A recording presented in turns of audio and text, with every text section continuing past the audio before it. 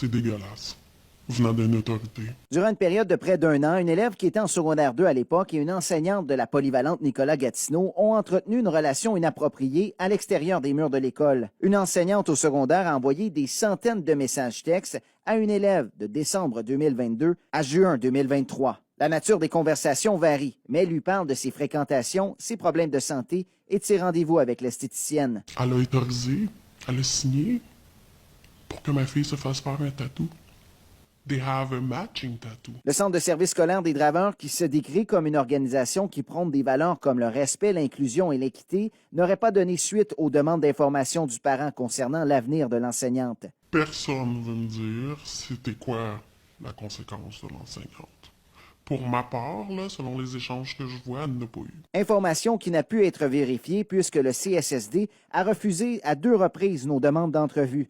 Toutefois, la mère indique qu'il y a eu enquête interne de la part du centre de service scolaire.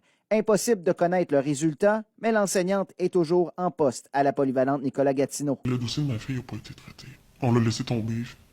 La commission scolaire n'a absolument rien fait avec ça. Autre point qui fait douter les parents, c'est que lorsque l'enseignante et l'élève se sont fait prendre pour une première fois en janvier, elle a immédiatement écrit à l'adolescente pour qu'elle ne puisse pas perdre son emploi et les échanges ont continué pendant des mois. On voit dans les échanges le professeur qui dit « Je rencontre la direction aujourd'hui, j'ai dit ça pis ça, faut que tu dises exactement la même chose. » D'ailleurs, l'hypothèse que l'enseignante ne savait pas qu'entretenir cette relation était inapproprié est rejetée par des experts. Définitivement, l'enseignante est consciente de ce qu'on s'attend d'elle dans cette situation-là et poursuit.